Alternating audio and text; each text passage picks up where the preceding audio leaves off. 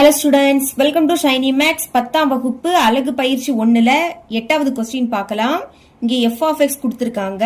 கொடுத்துக்கிட்டு x not equal to -1 என்க x not equal to 0 எனில் f of x equal to -1 by x என காட்டுக.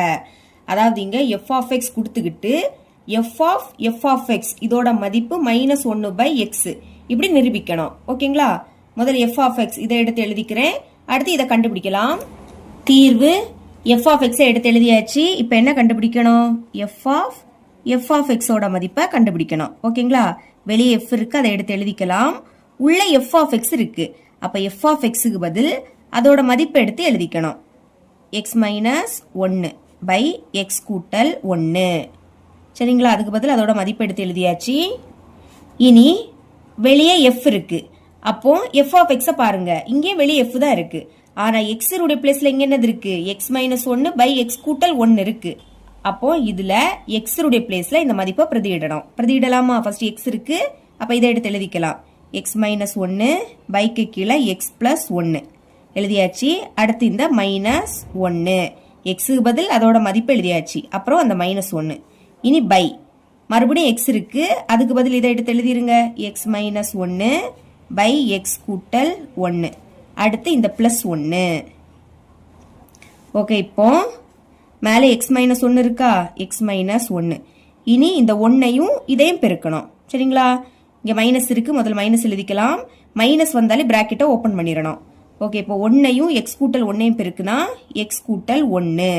1க்கு கூட எதை பெருக்குனாலும் அதே தான் கிடைக்கும். பைக்கு கீழே x கூட்டல் 1 இருக்கு. அதை அப்படியே எடுத்து எழுதிருங்க. இனி இந்த பை. சரிங்களா? இங்கே அதே மாதிரி மேலே x - 1 இருக்கு. அதை எடுத்து எழுதிருங்க. அடுத்து பிளஸ் இருக்கு. பிளஸ்னா பிராக்கெட்டை ஓபன் பண்ணாண்டா அப்படியே எழுதிக்கலாம். 1ஐயும் இந்த x கூட்டல் 1ஐயும் பெருக்குனா என்ன கிடைக்கும்? x கூட்டல் 1. இப்போ பைக்கு கீழே என்னது இருக்கு? x கூட்டல் 1. அடுத்து இந்த x - 1 எழுதிக்கலாம்.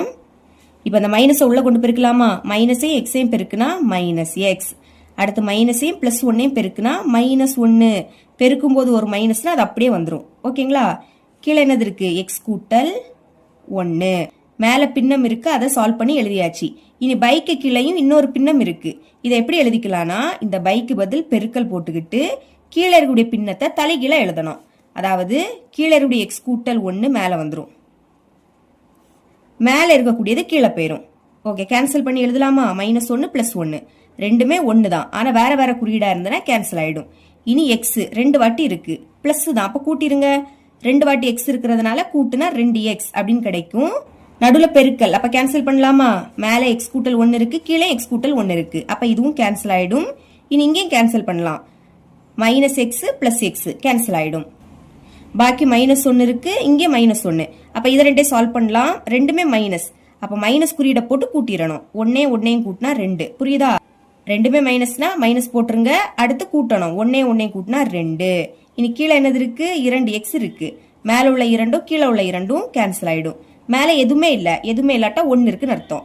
இந்த மைனஸை மறந்துடக்கூடாது. கீழே x இருக்கு. கொஸ்டின்ல இதை தான் நிரூபிக்க சொன்னாங்க. பாருங்க, f of x இதோட மதிப்பு -1 by x.